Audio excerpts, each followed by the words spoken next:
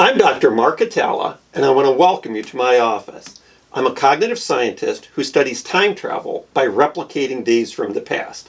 So all the media that somebody would have been exposed to on a particular day, in this case December 7th, 1972, from the morning papers to late night television and everything in between. All the game shows, all the magazines, you name it.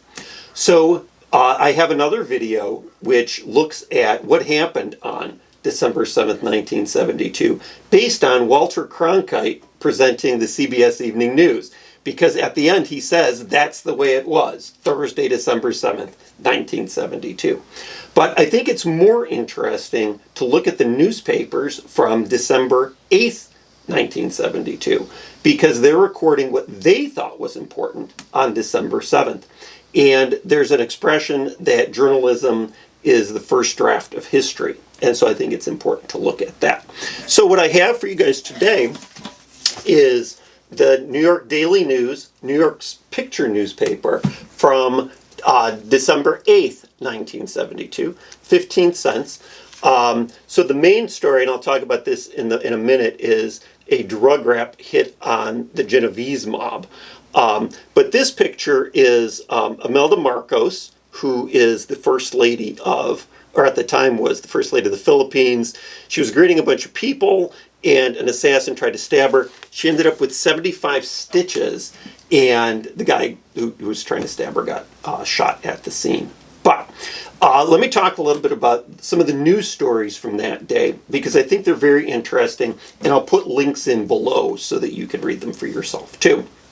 So, about the Genovese bust. So there was a lieutenant in the Genovese mob who, his name's Vincent Rizzo, and he got caught trying to buy $100,000 worth of cocaine and heroin with counterfeit US dollar bills. And so there's so much wrong with this story because, I mean, the guy's selling him cocaine and he's trying to pay for it with counterfeit money. This was mob news about the Mafia was very popular in 1972 because of the popularity of the film The Godfather, which had come out on March 24th, 1972. And so this was kind of pertinent in that way. So please don't use $100,000 in counterfeit bills. Another story is about a kid, a 12-year-old boy named Curtis Simmons, he was on the second floor landing of his building. He saw some guys come in to the building and grab the landlord and take him to the basement. Okay, so he went and told his mom that this was happening, and she said, yeah, that's his business, don't you worry about it. So he goes back and he's down to the basement and he sees that they've tied the landlord to a bed. And so he goes and tells his mom that, and she says, you've been watching too much television, just go play outside. So then she goes to look down in the basement, and the robbers tie her to the bed too.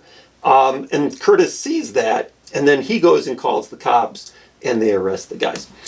The landlord said that there was a robbery, and that he only had $1.97 on him. And so he told them that the robbers probably had more money than he did. So I don't think that's the basis for the movie Home Alone, but it's somewhat similar.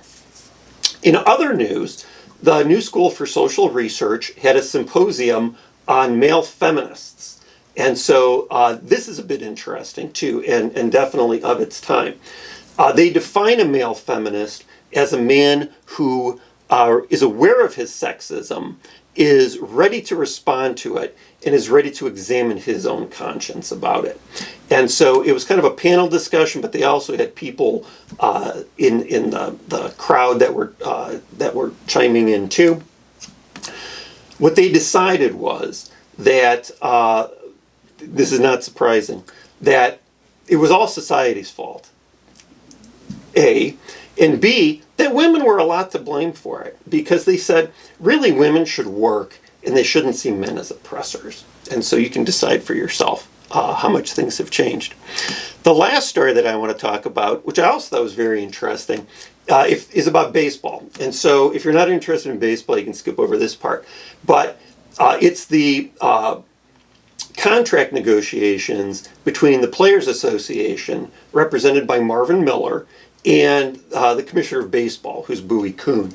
Now, Bowie Kuhn hated Marvin Miller, which is probably one of the reasons why the Players Union had him as a negotiator. He used to refer to him as that man, Miller.